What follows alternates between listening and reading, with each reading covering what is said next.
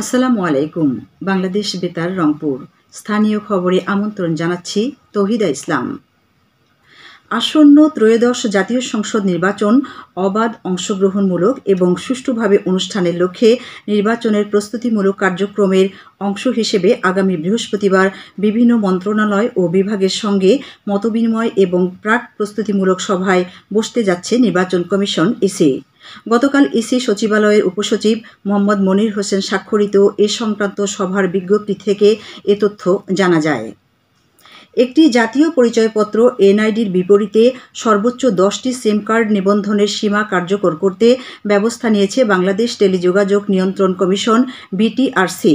Commission জানিয়েছে, আগামী 30শে অক্টোবরের পর থেকে কোনো এনআইডিতে 10টির বেশি সিম থাকলে অতিরিক্ত সিমগুলো স্বয়ংক্রিয়ভাবে বন্ধ করে দেওয়া হবে।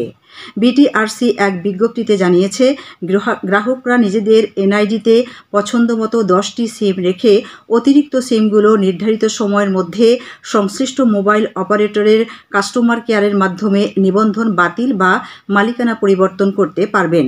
সময়সীমা শেষ হলে কমিশন দৈব চয়নের মাধ্যমে অতিরিক্ত সিম স্বয়ংক্রিয়ভাবে বাতিল করবে।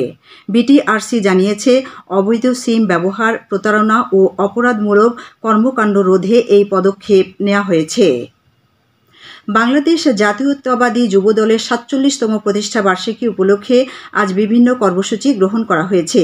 সকাল 7টায় রংপুর নগরীর গ্র্যান্ড হোটেল মোড় দলীয় কার্যালয়ে যুবদলের পক্ষ থেকে জাতীয় পতাকা ও দলীয় পতাকা উত্তোলন করা হয়।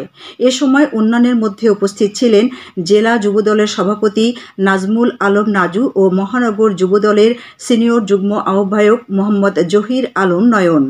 এছাড়াও আজ দুপুরে দলীয় কার্যালয় থেকে একটি শোভাযাত্রা বের হয়ে টাউন হল চত্বরে এসে সমাবেশের মাধ্যমে শেষ হবে। এদিকে জয়পুরহাটে এ উপলক্ষে জেলা বিএনপি কার্যালয়ের সামনে আজ সকালে জাতীয় ও দলীয় পতাকা উত্তোলন শেষে যুবদলের প্রতিষ্ঠাতা শহীদ প্রেসিডেন্ট জিয়াউর রহমানের প্রতিকৃতিতে পুষ্পমাল্য অর্পণ করা হয়। এ সময় জেলা যুবদলের সাবেক আহ্বায়ক এটিএম শাহনেওয়াজ কবির শুভ্র ও সাবেক সদস্য সচিব মুক্তাদুল হক আদনান অন্যান্যের মধ্যে উপস্থিত ছিলেন। রংপুর জেলার সদর ও তারাগঞ্জ উপজেলার স্থায়ী বাসিন্দাদের সরকার ঘোষিত বিভিন্ন ভাতা প্রদানের জন্য অনলাইনে আবেদনপত্র গ্রহণ শুরু হয়েছে। উপজেলার বয়স্ক, বিধবা, হিজড়া সম্প্রদায়, প্রতিবন্ধী শিক্ষার্থীদের উপবৃত্তি এবং অনগ্রসর জনগোষ্ঠীর জন্য বয়স্ক ভাতা ও শিক্ষা উপবৃত্তির জন্য আবেদন করতে পারবেন। আগ্রহীদের আগামী 6 নভেম্বরের মধ্যে অনলাইনে আবেদন করতে বলা হয়েছে। আবেদনের সঙ্গে এনআইডির ফটোকপি, নিজ নামে নিবন্ধিত সিম এবং নিজ সিমে বিকাশ, নগদ, রকেট উপায় এবং এম ক্যাশের সক্রিয় অ্যাকাউন্ট থাকতে হবে। কুড়িগ্রামের রৌমারী থানায় আজ বাংলাদেশ পুলিশের ওপেন হাউস ডে অনুষ্ঠিত হচ্ছে। থানার অফিসার ইনচার্জ মোহাম্মদ সেলিম মালিকের সভাপতিত্বে ওপেন হাউস ডেতে রৌমারী সার্কেলের সহকারী পুলিশ সুপার মোহাম্মদ রাসেল কবির প্রধান অতিথি হিসেবে উপস্থিত রয়েছেন। এতে জনপ্রতিনিধি, সরকারি কর্মকর্তা, শিক্ষক, শিক্ষার্থী, সংবাদকর্মী সহ এলাকার গণ্যমান্য ব্যক্তিগণ অংশ নিয়েছেন।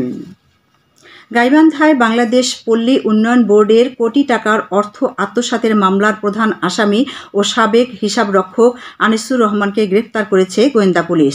জালিয়াতির মাধ্যমে 2014 থেকে 2023 সাল পর্যন্ত প্রায় 1,86,00,000 টাকা আত্মসাতের জন্য দুদক তার বিরুদ্ধে মামলা করে। গতকাল রাজধানীর সাভারের রাজাসন এলাকা থেকে তাকে গ্রেফতার করা হয়। লালমনিরহাটের পাটগ্রামে অবৈধভাবে রাসায়নিক সার মজুদ ও বিক্রির সময় অভিযান চালিয়ে গত 3 দিনে 9,080 বস্তা সার জব্দ ও 8 জন সার বিক্রেতাকে 1,50,000 টাকা জরিমানা করেছেন ভ্রাম্যমাণ আদালত।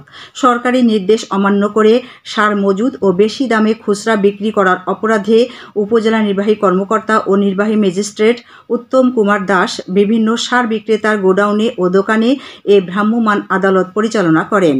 কৃষি কর্মকর্তার জিম্মায় রাখা জব্দকৃত সারগুলো পরবর্তীতে সরকার নির্ধারিত মূল্যে উপজেলার কৃষকদের মধ্যে বিক্রয় করার আদেশ দেন ভ্রাম্যমাণ আদালতের বিচারক। দৈনিক দৈনিক সময়ের আলো পত্রিকার রংপুর ব্যুরো প্রধান মোহাম্মদ সাইফুল ইসলামের মাতা জহুরা বেগমের প্রথম নামাজে জানাজা আজ বাদ জোহর রংপুর কেরামতিয়া জামে মসজিদে ও দ্বিতীয় জানাজা মুন্সিপাড়া ঈদগাহ মাঠে অনুষ্ঠিত হবে। তিনি গতরাতে মুন্সিপাড়া নিজ বাড়িতে বার্ধক্যজনিত কারণে ইন্তেকাল করেছেন। ইন্না লিল্লাহি ওয়া ইন্না ইলাইহি রাজিউন। তার বয়স হয়েছিল ৮০ বছর। সবশেষে আবহাওয়া। আজ সন্ধ্যে ৬টা পর্যন্ত পূর্বাভাসে বলা হয়েছে দেশের অভ্যন্তরীণ নদীবন্দরগুলোর জন্য কোনো সতর্কবাণী নেই এবং কোনো সংকেতও দেখাতে হবে না। খবর শেষ হলো। আমাদের পরবর্তী স্থানীয় খবর প্রচারিত হবে বেলা 2:05 মিনিটে।